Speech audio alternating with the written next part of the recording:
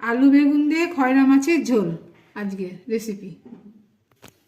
কড়াই গরম করতে দিয়ে দিয়েছি, কড়াই গরম হয়ে গেছে। এবার আমি সর্ষের তেল ঢেলে দিব। তেলটা গরম হয়ে গেলে আমি মাছটা ভাজতে লাগবো। তেলের মধ্যে 1 চিমটে লবণ দিয়ে দিব।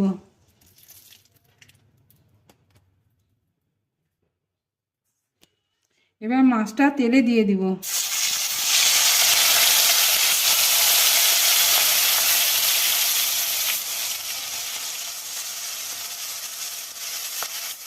মাছটা আমি লাল করে ভেজে নিব। মাছটা এবার আমি উল্টিয়ে দেব।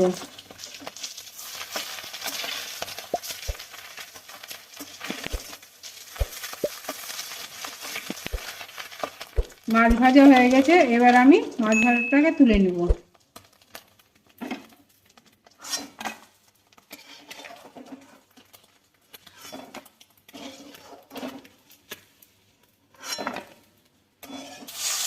বাকি মাছগুলো আমি আবার ভেজে নিব।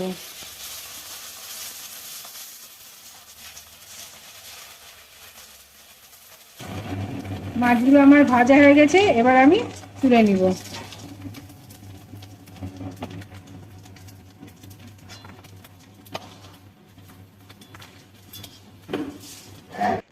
কড়াইয়ে এবার তেল দিয়ে দিব।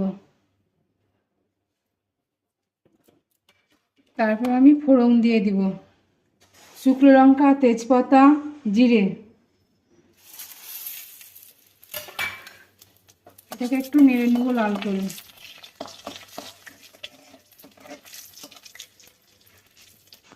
লাল করে ভাজা হয়ে গেছে, এবার আমি পেঁয়াজ কুচিটা দিয়ে দিব।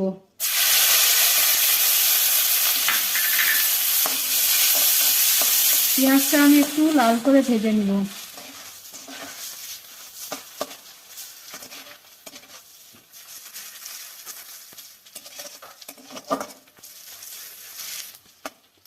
পেঁয়াজটা একটু ভাজা হয়ে গেছে, এবার আমি আলুগুলো দিয়ে ভাজবো।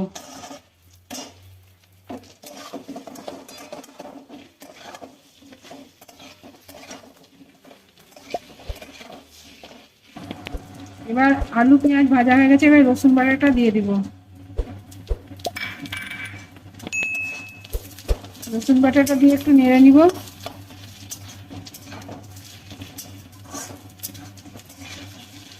এবার টমেটো কুচিটা দিয়ে দিব।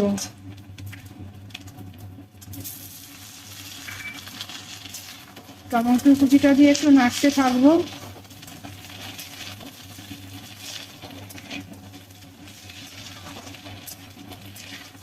এবার আমি একটু জল দিয়ে দিব।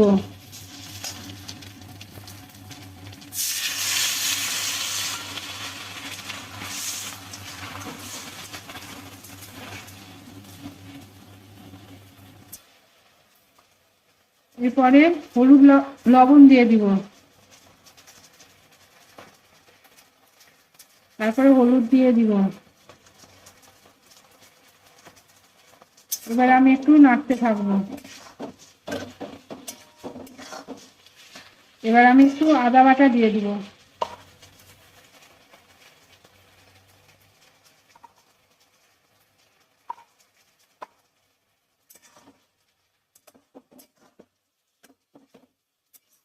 এরপর আমি মশলাগুলো দিয়ে দিব। ধনের গুঁড়ো, জিরের গুঁড়ো, লঙ্কার গুঁড়ো, কাশ্মীরি লঙ্কা।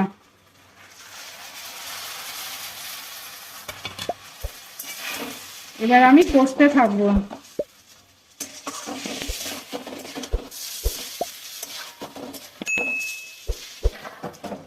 এরপরে বেগুনটা দিয়ে আমি কষতে থাকবো।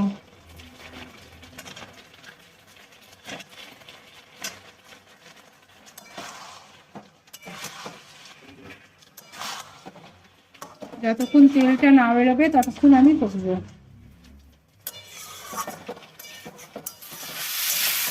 আলু বেগুন কষা হয়ে গেছে, তেল বেরিয়ে গেছে, এবার আমি জল ঢেলে দিব।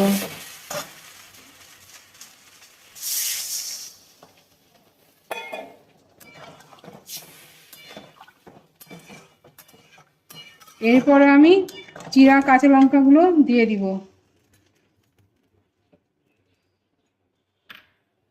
আলু বেগুনটা সিদ্ধ হতে ঢাকনা দিয়ে রেখে দিব।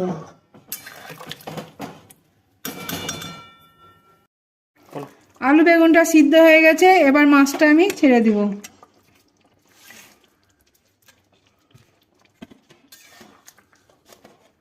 সামান্য একটু ফুটিয়ে নিব।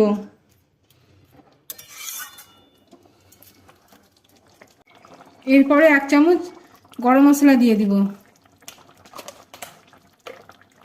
তারপরে উপর থেকে ধনেপাতা ছিটিয়ে দিব।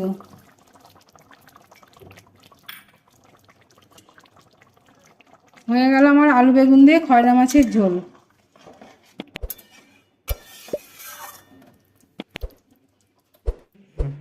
আলু বেগুন দিয়ে খয়রা মাছ ঝোল করে খেয়ে দেখবেন কেমন লাগছে। ভালো লাগলে লাইক শেয়ার করবেন।